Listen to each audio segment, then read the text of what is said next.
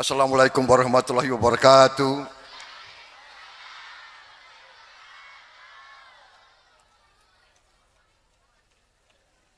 Marilah kita tidak henti-hentinya memanjatkan puji syukur kehadirat Allah Subhanahu wa taala yang menguasai sekalian alam.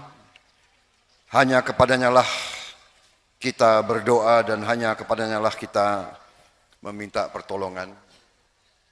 Kita bersyukur kita masih diberi kesehatan, masih diberi nafas, dapat bertatap muka di tempat yang mulia ini, di Pondok Pesantren Zainul Hasan Genggong, dalam keadaan tidak kekurangan sesuatu apapun. Salawat dan salam kita haturkan kehadirat junjungan kita, Baginda Nabi besar Muhammad Rasulullah Sallallahu Alaihi Wasallam, yang telah memberi kepada kita agama dan peradaban, yang saya hormati dan saya muliakan. Pengasuh Pondok Pesantren Zainul Hasan Genggong, Kiai Haji Muhammad Hasan Mutawakil Allah.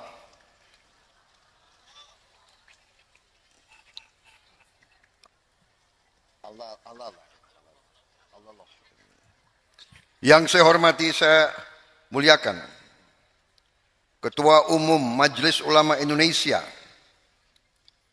sekaligus pengasuh Pondok Pesantren Al-Amin Kota Kediri, Kiai Haji Muhammad Anwar Iskandar. Yang saya hormati Nyai Hajah Diana Susilawati, yang lebih dikenal sebagai Ning Sos.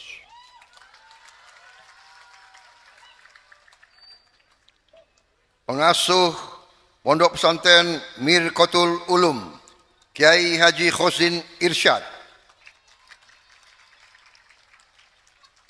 Pengasuh Pondok Pesantren Rofiatul Islam, Kiai Haji Munir Kholili.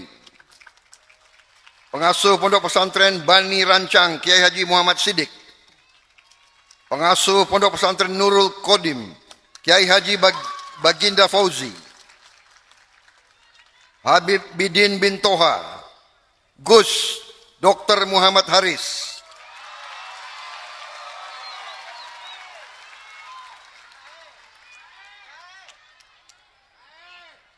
Gus Hasan Ahsan Malik. Rah Faiz, pengasuh Pondok Pesantren Nurul Jadid. Saudara-saudara yang berkenan mendampingi saya hari ini, Gubernur Jawa Timur, Pak Dekarwo.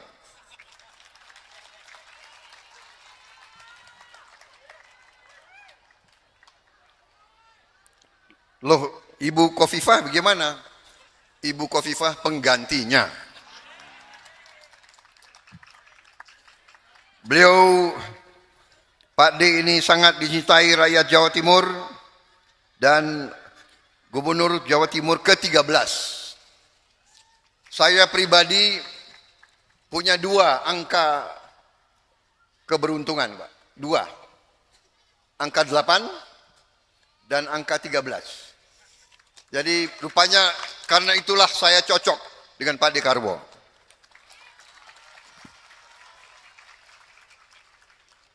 Saya selalu dukung beliau, kampanye untuk beliau, beliau selalu kampanye untuk saya. Alhamdulillah, terima kasih Pak D. Yang saya hormati Letnan Jenderal TNI Purnawirawan Agus Sutomo.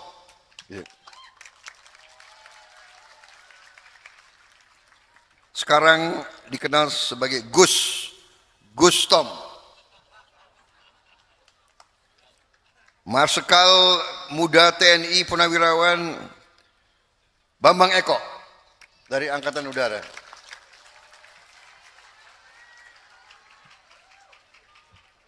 Seluruh anak-anakku, santri dan santriwati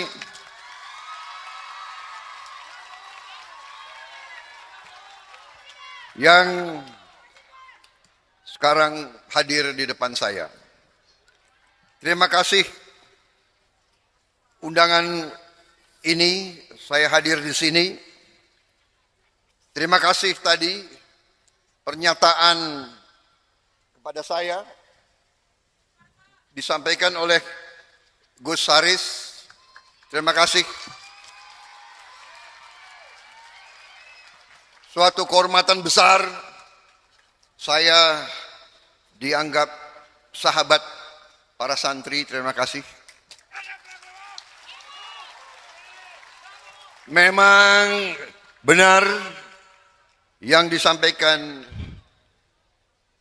tadi oleh Pak Anwar Iskandar, juga oleh Kiai Mutawakil. Saya dari dulu sangat dekat dengan para kiai, para ulama. Dan ini adalah wajar dan masuk akal karena dulu saya seorang prajurit, seorang tentara. Seorang prajurit, dari hari pertama kita masuk tentara, kita diwajibkan tanda tangan. Istilahnya oleh pimpinan kita waktu itu, kamu tanda tangan, artinya kamu teken siap mati. Bayangkan itu. Umur 18 tahun, suruh teken siap mati. Siap mati untuk apa? Siap mati untuk membela rakyat yang kita cintai. Siap mati untuk apa? Siap mati untuk membela negara dan bangsa yang kita cintai. Siap mati untuk apa? Siap mati untuk menjaga segala kekayaan milik rakyat Indonesia. Itu sumpah kita. Karena itu namanya manusia, kalau sudah disuruh siap menghadapi maut, yang pertama dicari adalah kiai. Benar ya? Saya kira ini sama, ya, Jenderal Agus semua tanya itu tentara-tentara, kalau mau dikirim ke daerah operasi, sudah mau menghadapi musuh, pasti minta izin ke komandan. Semua tentara yang saya kenal pasti minta izin ke komandan. Komandan, saya minta izin. Berapa hari? 3 hari lah, 4 hari. Kenapa? Saya mau menghadap kiai saya.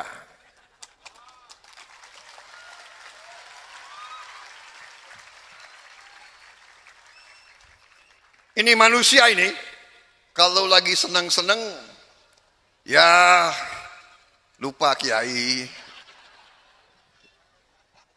Kadang-kadang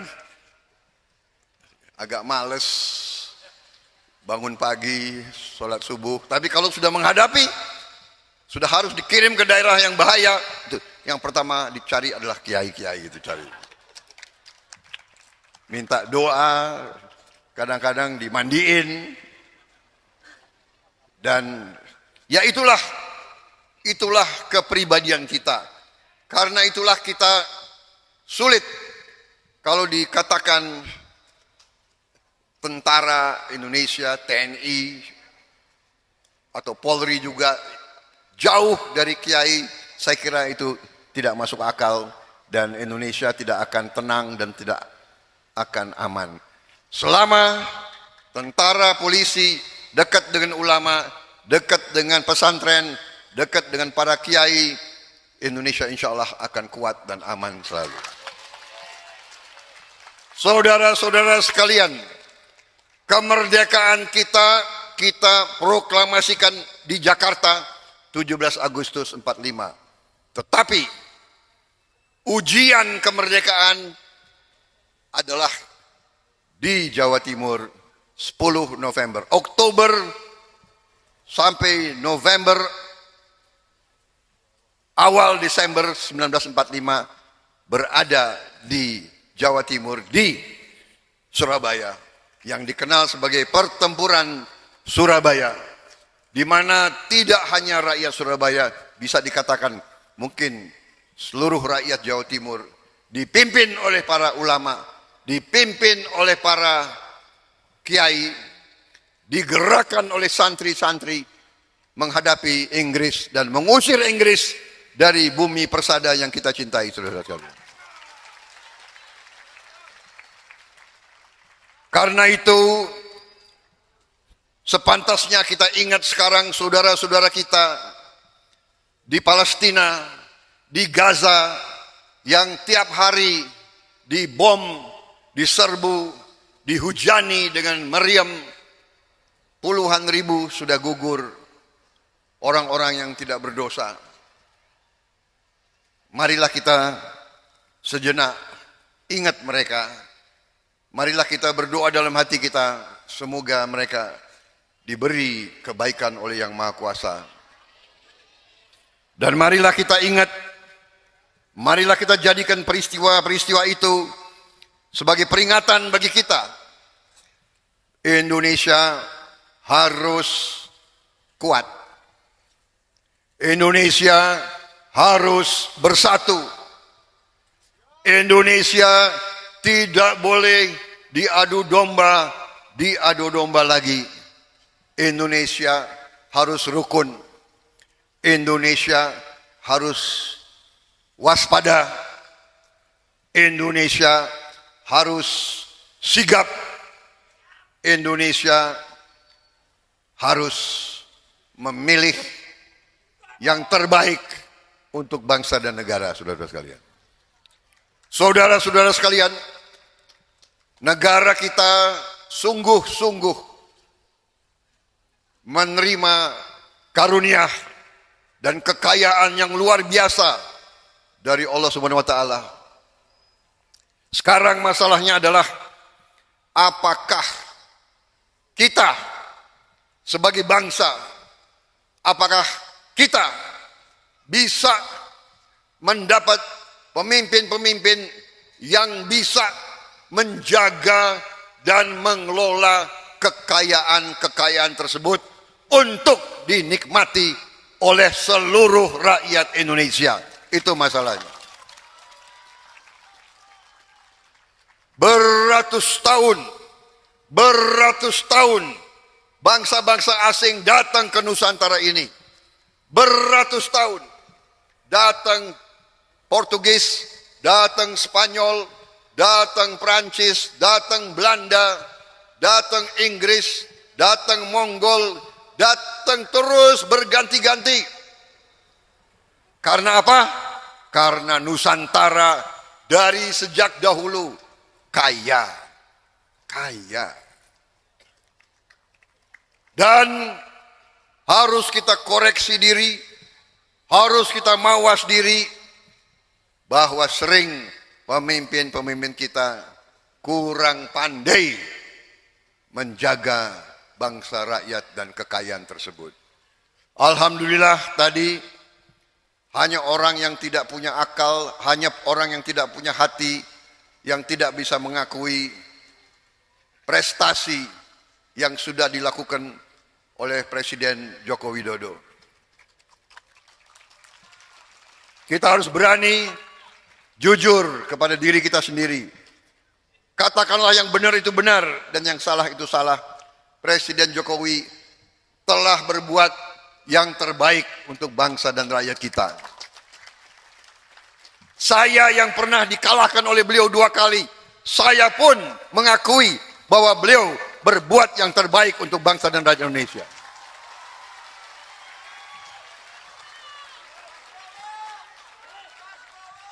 Saya bukan orang yang suka menjilat. Saya bukan orang yang suka, apa istilahnya, memuji-muji tanpa alasan. Tidak, saya pernah dikalahkan beliau 2 kali. Emang enak dikalahkan? Loh, Anda sekalian ketawa. Aku sedih kok kalian ketawa.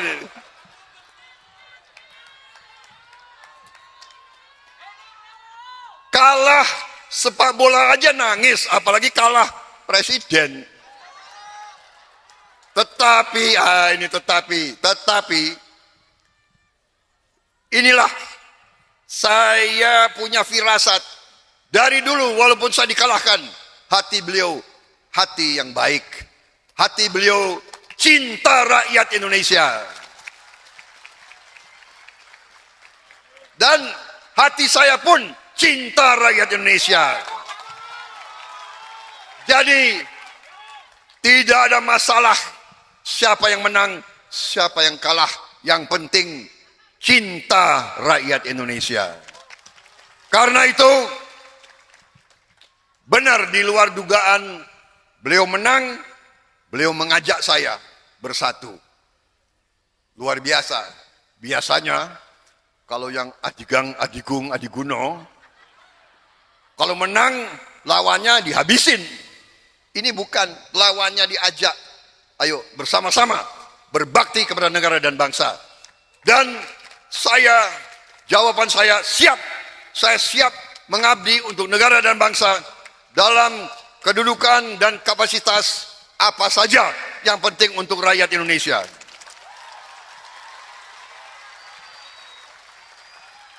Saudara-saudara, karena waktu saya persingkat.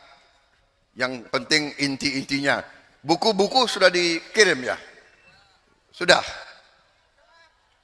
Sudah ada? Buku? Ya. Berapa? Cukup. Jadi buku saya kirim untuk dibaca, dipelajari oleh semua ustadz, ustazah, para kiai yang ada, dan tidak ada masalah saya kira santri dan santriwati yang sudah kelas terakhir, saya kira bagus kalau baca juga ya. Karena ini adalah masa depan kalian semua.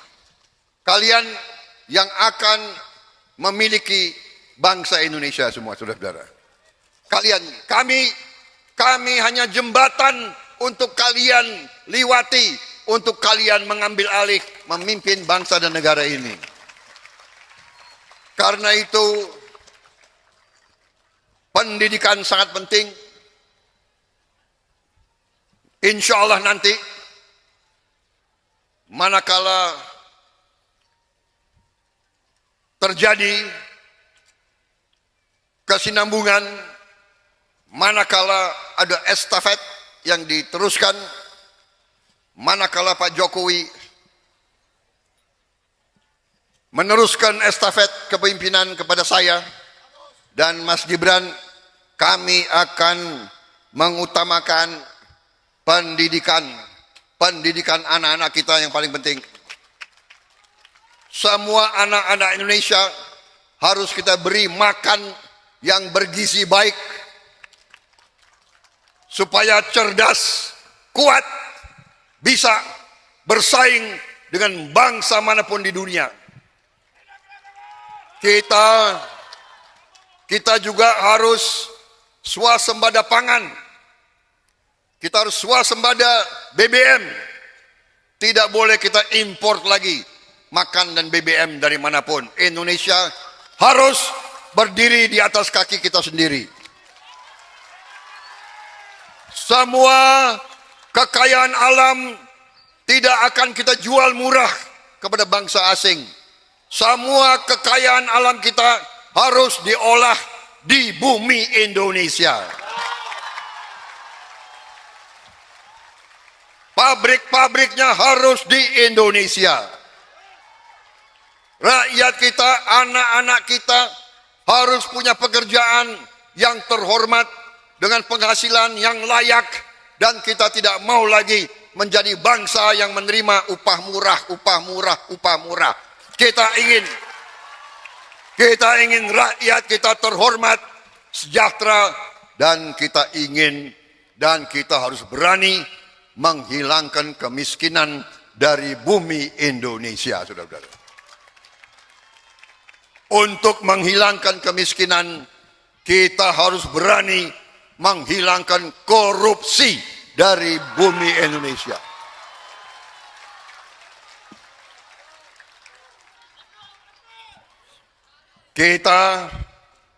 negara yang cukup kaya. Saya sudah hitung dengan tim pakar yang hebat-hebat, otak yang terhebat di Indonesia. Kami sudah hitung, ternyata Indonesia memiliki kekayaan yang luar biasa. Sekarang tinggal kita menjaga, jangan sampai kekayaan itu bocor, jangan sampai maling-maling terus menggerogoti kekayaan rakyat. Korupsi harus kita hilangkan, saudara. Jangan ngomong korupsi, dirinya sendiri nggak beres. Saudara-saudara sekalian, saya tinggalkan buku-buku saya untuk dipelajari.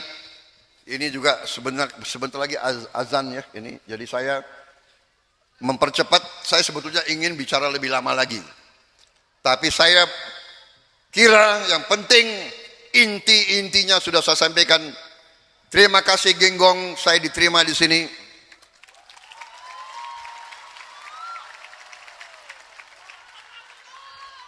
Dan percayalah bahwa saya insya Allah akan kembali ke Genggong. Dan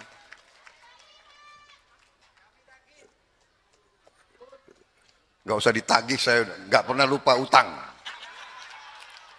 Saya orang yang takut tidak penuhi utang saya. Kadang-kadang terlambat, tapi tetap saya ingat terus. Terima kasih para kiai, para ulama. Islam yang diajarkan oleh kiai-kiai kita, terutama keluarga besar Nahdiyin. Islam kita adalah Islam yang moderat, Islam yang sejuk, Islam yang rahmatan lil alamin, Islam yang melindungi semua, Islam yang menjaga semua, Islam yang mengutamakan perdamaian, bukan Islam yang macam-macam.